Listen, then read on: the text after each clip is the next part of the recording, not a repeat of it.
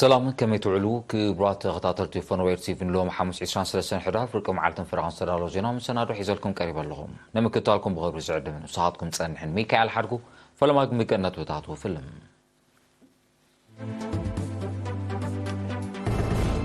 أب زوبا ماكل بدقف مصنوز لم عمر الزري سرناي أعقاب وتيد كم ترخبو تكاليسون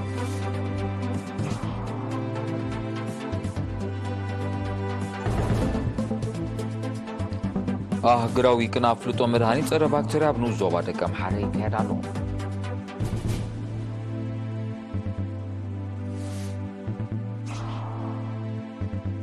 أب سفيح قولا قول جماعم زوبا سيمنا وكيح بحري كتو ترام بتام دربراي كيدالو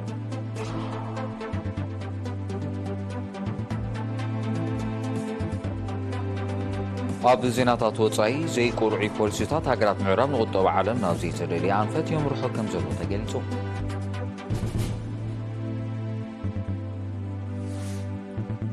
أب مونغو سيمينن دوبن كوريا وتادراو رسمي كولع كم زخلي يمتالو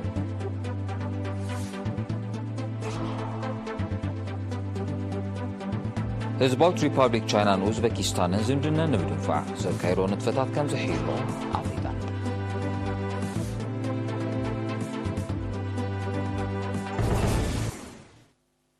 زرزو زينا أب زوبا ماكل بدقف مسنوز لم عمر زر السرناي أعقاب وصيد كم ترخبو تقليتهم وكيل رنا يوناتان عبي ملكع تصاصاب زدالو تحشتولو أرسي ماسمرام كتوربيع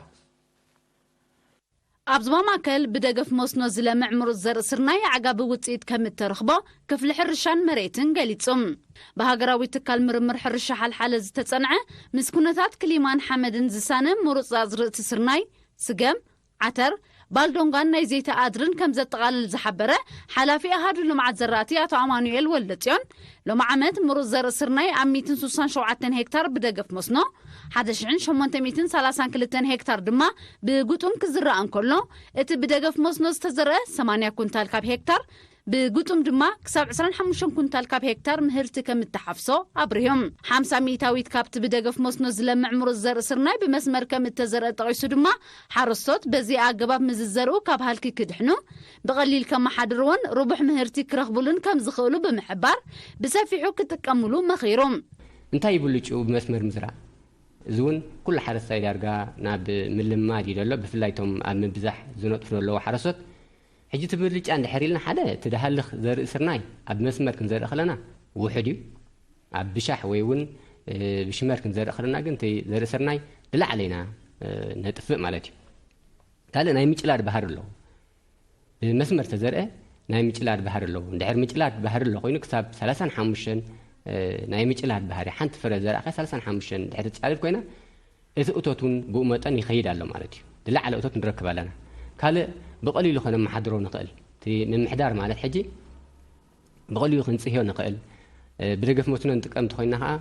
بقليلون ماينا خنقاطرو نقل ስለዚህ حجي تدبلص ايو مالتي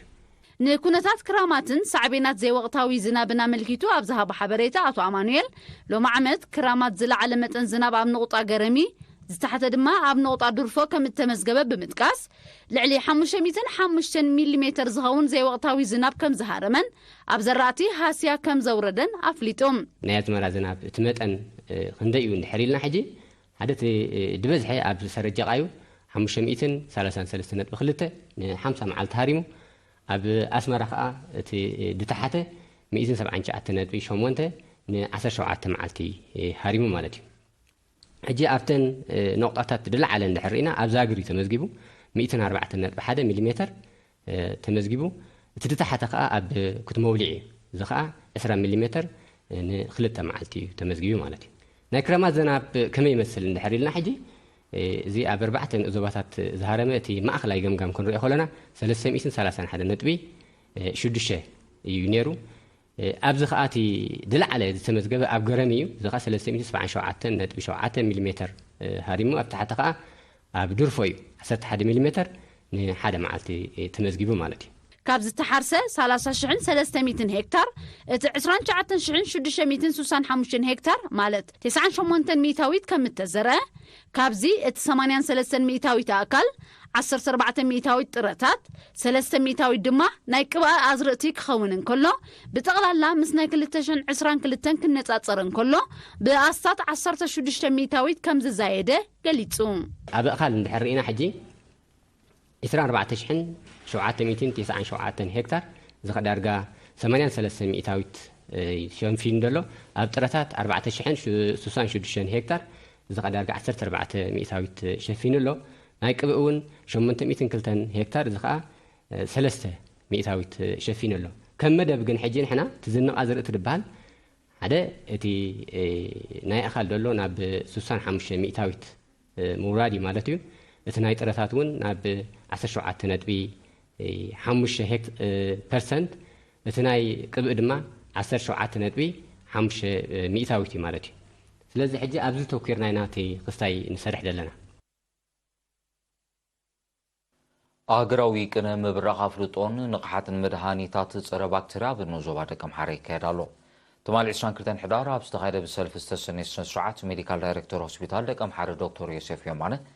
ዘይርትዓዋ ኣጠቓቕማ መድሃኒታት ፀረ ባክተርያ ከምዚ ዘለዎ እንተቐፂሉ ኣብ 2050 ኣብ ኣፍሪቃን ኤስያን ብሰንኪ ተፃዋርነት ዘጥረዩ ተሃዋስያን ዝስዕብ ሞት ካብቲ ብካንሰር ዝስዕብ ብልዕሊ ዕፅፊ ክብል ከም ዝኽእል ኣህጉራውያን ፀብፃባት ጥዕና ከም ዘነፀሩ ኣብሪሁ ንተፃዋርነት ፀረ ባክተርያ ንከላኸል ብዝብል ቴማ ዝሓሸ ውዳበ ዘለዎ ጎስጓሳት ክካየድ መደባት ወፂኡ ከም ዘሎ ድማ ገሊፆም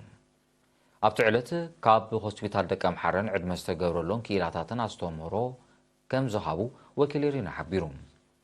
ኣብ ማሕዳር ዞባ ደቂ ኣምሓራ ኣቶ የማነ ኣበራ ኣብ ዘስምዖ ቃል ተጠቃምነት መድሃኒታት ፀረ ባክተርያ ብዘይ ትእዛዝ በዓል ሞያ ሓደገኛ ስለ ዝኾነ ህዝቢ ነቲ ዘቕርብ ዘሎ ኣስተምህሮታትን ሞያዊ ምኽርን ብግቡእ ክከታተሎን ኣብ ግብሪ ከውዕሎን ተላብዩ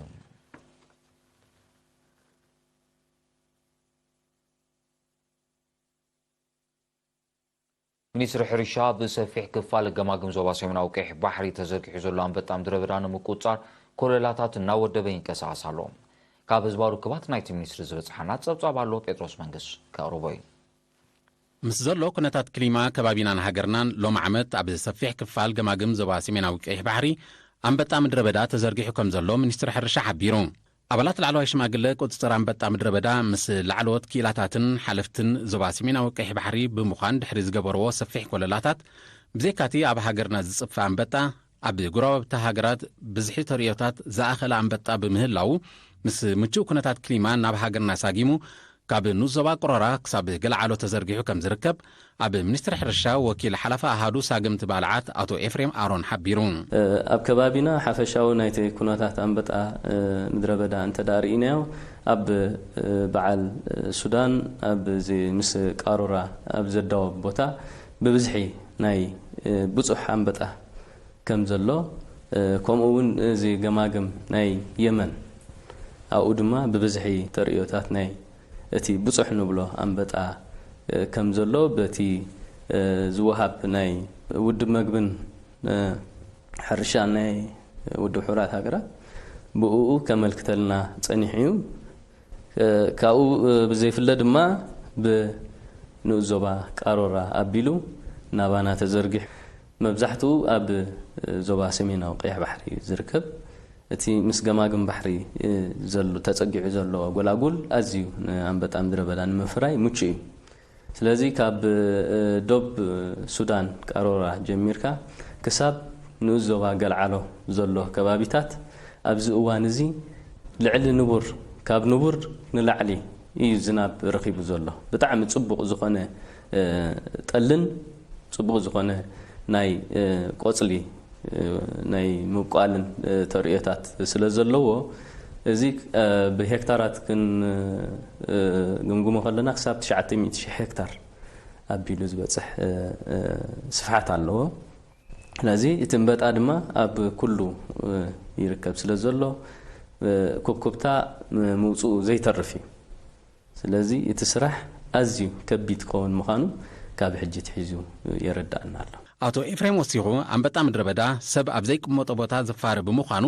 ዝያዳ በዳህ ከም ዝገብሮ ብምጥቃስ ንምቁፅፃሩ ኣብቲ ኣቐዲሙ ዝተመሰረተ 3 ነቁጣታት ማለት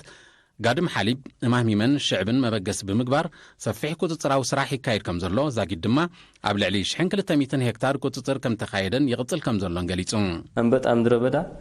كافتي بدها زقوبرو أب سبزي بوصح بوتاتات بمكيادي زفاره نزن مكوتطار بمجمرتا نقطة ناي قادم حليبنا مسرتنا نقطة قادم حليبن ناي مهمة مالتي ابن زوبا قارورها مهمة اللاتنا نقطة أبزن كلتين أقدمنا مسرتنا لنا مالتي سالسيتون أب شعبون نقطة اللاتنا ناي سلستين نايزين قطر استخيدلو نريو خلنا حساب حجوان شحن كل 300 هكتار زاكل قطر تخيدلو ابن زوبا قارورا اندحر دامصينا أقدموا بعلة 20 كلتن ورح 10 حدا يتريو نايتن بطا تراي سلازي ابز حجي اوان كاب قداماي كساب ساساي درجه كوبكوبتا نايم بطا مدره بدا تخسيتلو مالتي غون ناتو دما توم كنزاربلهم صنحنا بصحات انبطاون افقدو بوتو فحيلهم ام مسرارن ام مصفاين يركب سلازلو زياده كبرت مخانو اتي نايتي كوبكوبتا زنصري مالتي አቶ ኤፍሬም አሞዳታ ኩነታት ዝናብ ቀጻሊ ብምህላው ልምዓት ዘራእቲ ኣብ ጽቡቕ ደረጃ ከም ዝርከብ ለበዳም በጣም ምድረ በዳ ንምቁጻር ድማ ሚኒስትር ሕርሻ ዘድል ምቅራባት ይገብር ከም ዘሎ ብምሕባር ከም ወትሩ ህዝቢ ምምሕዳራትን ሰራዊትን ተረኦም ክዕዝዙ ኣዘኻኺሩ بحافሻ ሎማ ዓመት አንበጣ ምድረ በዳ ኣዝዩ በዳይ ክኸውን ምዃኑ እቲ ዝተገብረ ኮለላታት ኣነጺርልና ኣሎ ማለት እዩ ስለዚ تي زدل نجارات نزن مبدح زدل نجارات تي مينستري حرشة ممحدارات حزبي بعبيو سراويت دمه أبالات حيلتات مكل خال عبي ترى وعبي إجام نخبر كتو زتلبلو زلو أواني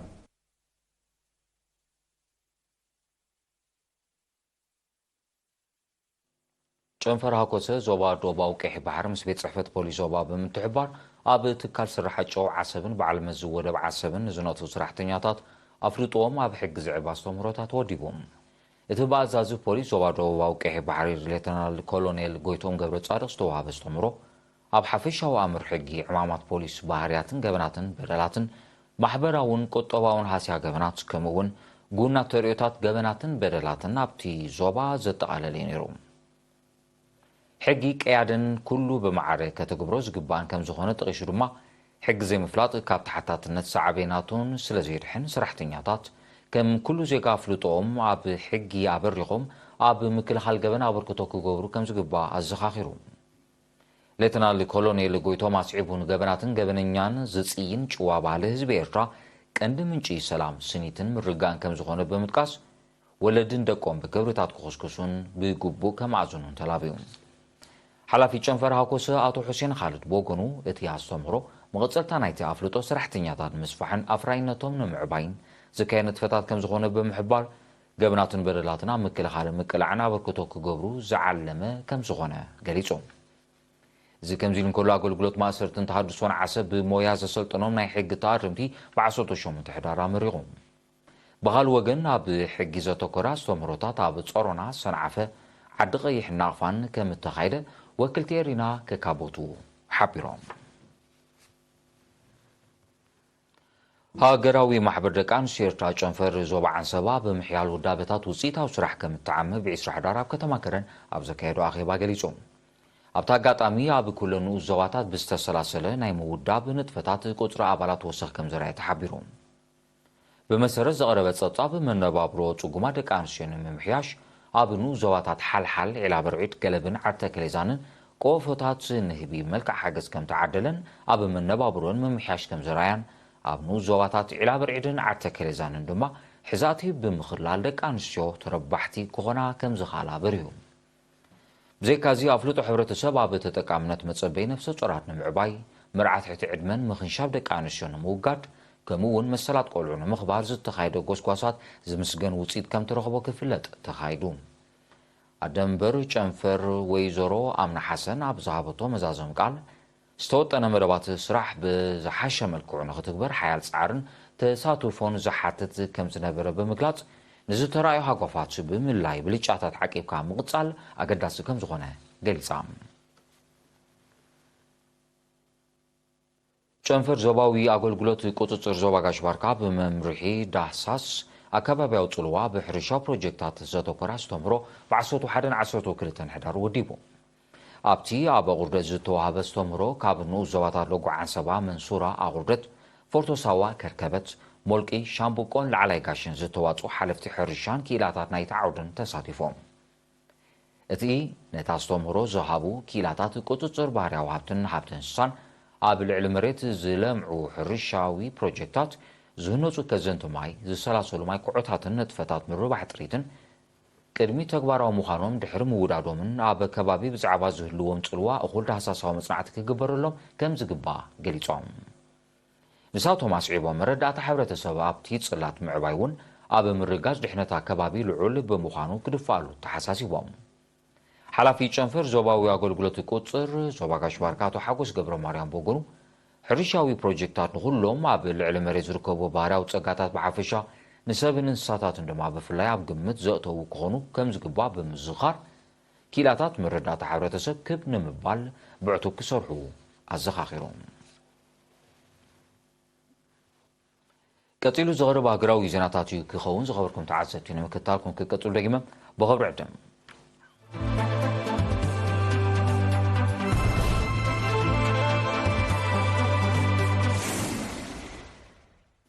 ዜናዊ መሰናዶ ኤርቲቪ ናቐፅለ ዝኸበርኩም ተዓዘብቲ ስለምክትታልኩም ኣዘየመስግን ዜና ወፃኢ ዘይቁርዒ ፖሊሲታት ሃገራት ምዕራብ ንቁጠባ ዓለም ናብ ዘይተደለየ ኣንፈት የምርሖ ከም ዘሎ ፕረዚደንት ሩስያ ቭላድሚር ፑቲን ሓቢሮም ቤናዊ ዘይሕጋዊ እገዳታትን ግዳማዊ ምትእትታዋትን ቀንዲ ጠንቅታት ናይቲ ንቁጠባ ዓለምና ዝዕኑ ዘሎ ኣካይዳ ምዃኑ ፕረዚደንት ፑቲን ብ22 ሕዳር ኣብ ዋዕላ ሃገራት ጉጅለ 20 ብማንዛ ኣብ ዝሃቦ መግለፂ ረድዩ ምዑሩይ ዓለማዊ ቁጠባዊ ገስጋስ ክወሓስ ምንቲ ኣብ ምምዕባል ዝርከባ ሃገራት ኣብ ምቕያስ ቁጠባዊ ፖሊሲታት ተራ ክህልወን ከም ዝግባእ እውን ፕረዚደንት ፑቲን ኣተሓሳሲቦም ሃገራት ምዕራብ ብቐንዱ ድማ ኣሜሪካ ትኽተሎ ዘላ ዝንቡዕ ፖሊሲታት ኣብ ቁጠባ ጥራይ ዘይኮነ ዓሚቕ ፖለቲካውን ወተሃደራውን ቅልውላዋት የስዕብ ከም ዘሎ እውን ፕረዚደንት ፑቲን ኣፍሊጦም ቁጠባ ዓለም ብሰንኪ ፀጥታዊ ቅልውላውን ክሊማዊ ምምዝባልን ናብ ደረጃ ዝሕታለ ክወርድ ከም ዝኽእል ሃገራውያን ቁጠባዊ ውድባት ከጠንቅቓ ጸኒሐን ኣብ መንጎ ጎረባብቲ ሃገራት ሰሜንን ደቡብን ኮርያ ወተሃደራዊ ረፅሚ ክውላዕ ከም ዝኽእል ይእመት ኣሎ እዚ ዝተሓበረ ክልቲአን ሃገራት ኣብ ደቡባተን ወተሃደራዊ ምንቅስቓስ ምግዓዝ ኣፅዋርን ከም ዘሕየላ ብ22 ሕዳር ድሕሪ ምሕባርን እዩ ሰሜን ኮርያ ናይ ስልያ ሳተላይት ድሕሪ ምፍታና ነቲ ስጉምቲ ዝኾነ ደቡብ ኮርያ ኣብ 2018 ኣብ መንጎ ንዝተበፅሐ ወተሃደራዊ ውዕል ብኸፊል ከም ዝሰረዘቶ ብምግላጽ ኣብ ደቡባተን ስልያዊ ምፅንፃን ከም እትሕይል ኣረዲኣ በቲ ስምዕ ከምዘይትቕየር ዝገለጸት ሰሜን ኮርያ ብወገና ኣብ ዘዳወበን ከባቢታት ወተሃደራዊ ህላዋ ከም እትዕቢ ኣነፂራ ኣላ እዚ ሓድሽ ምዕባለታት ነቲ ካብ 1950ታት ፍኽም ክብል ዝጸንሐ ወጥሪ ሓውሲ ደሴት ኮርያ ናብ ኩናት ከየምርሖ ምስ ከባቢ ቅርበት ዘለዎም ወገናት ስክፍቶም ይገልጹ ኣለዉ እቲ ወጥሪ ብዘተ ክፍታሕ ናኻልእ ኣሜሪካ ኣብ ሓውሲ ደሴት ኮርያ ተካይዶ ዘላ ምትእትታው ነቲ ጉዳይ መሊሱ ከም ዝሓላልኾ ጸብጻባት ይጠቕሱ ህዝባዊት ሪፐብሊክ ቻይናን ኡዝቤኪስታንን ኩሉ መድያዊ ዝምድነ ንምድንፋዕ ከካይዶ ፀንሓ ነጥፈታት ከም ዘሕየሉ ኣፍሊጠን እዚ ዝተሓበረ ሚኒስትራት ጉዳያት ወፃኢ ክልቲአን ሃገራት ብ22 ሕዳር ኣብ ከተማ ቤይጂን ኣብ ዘካይዶ ርክብ እዩ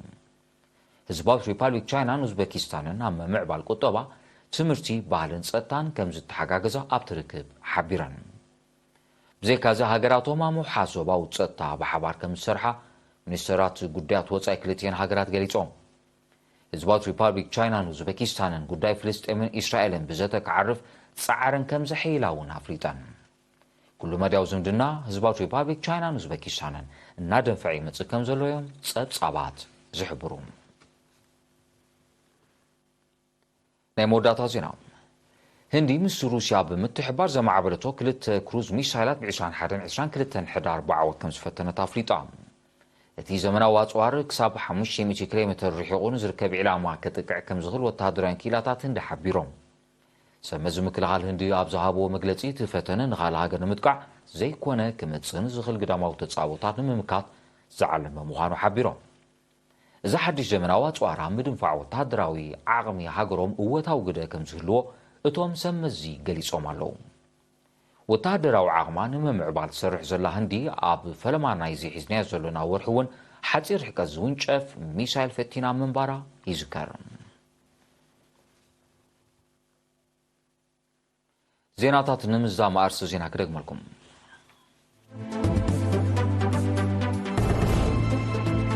أب زوبا ماكل بدقف مسنو زلمع مرو زرقي سرناي أعقاب وجيد كم ترخبو تقليتو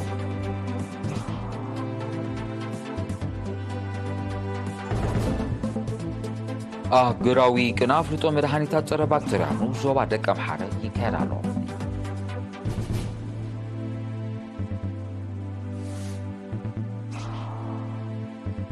أب سفيح قولا قول قما قم زوبا سمناو كيح بحري قطوزر عم بطام دربرا يكيرالو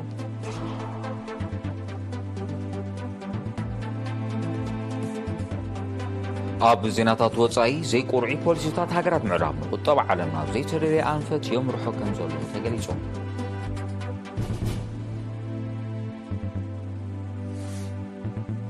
أب مونغو سمينين دوغ كوريان وتعدر وزمي كل عكم زغلي متالو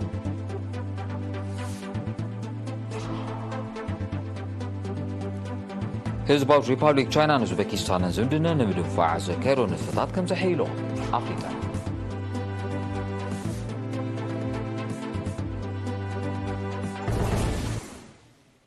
زي خبركم تعزبتين الساعة السدالوة علتاوي زينا بزي فتسم سلام كتالكم مع زي مسكن مسارحتي أمير علي علتاوي زينا سبورت حيزوكم لساكمي بوغنيقن سلام